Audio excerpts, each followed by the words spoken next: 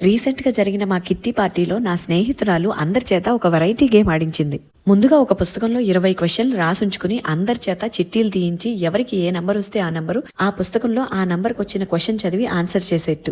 Regular questions కాకుండా కాస్త hatke type ఉన్నాయన్నమాట. అంటే నీ ఫస్ట్ క్రష్ గురించి చెప్పమనో, నీ లైఫ్ లో జరిగిన మోస్ట్ ఎంబరాజింగ్ మూమెంట్ గురించనో, లేదా నువ్వు చేసిన ఫస్ట్ దొంగతనం చెప్పమనో.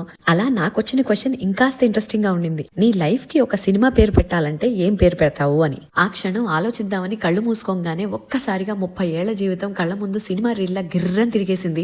చిన్నప్పటి నుంచి నేను ఒక్కడనే అన్నట్టు పెరిగిన అమ్మా నాన్న ఆకాశం అంత ప్రేమనిచ్చి, చదువు సంస్కారం ఉంటేనే పరువు ప్రతిష్ట అన్నట్టు పెంచి, నా చదువులో ఆఖరి పేజీ అయ్యేలోపే పెళ్లి పుస్తకం చేతిలో పెడితే ఇల్లు ఇల్లాలు పిల్లలు అనే జర్నీలో పడి గమ్యం చేరకుండా మజిలీలోనే ఆగిపోయిన నా చదువుని అంతం చేద్దామని అనుకోకుండా ఒకరోజు గట్టి నిర్ణయం తీసుకుని స్వయం కృషితో ఛాలెంజ్ గా తీసుకుని ఆఖరి పేజీ కోసం ఆఖరి పోరాటం చేసి మరి ఆల్ ఇండియా సెకండ్ ర్యాంక్ సాధించి విజేతగా నిలిచాను. నేనైతే ఇలా నా లైఫ్ లో స్టేజ్కో సినిమా పేరు పెడతాను. మీరైతే మీ జీవితానికి ఏ సినిమా పేరు పెడతారు? కామెంట్ చేయండి.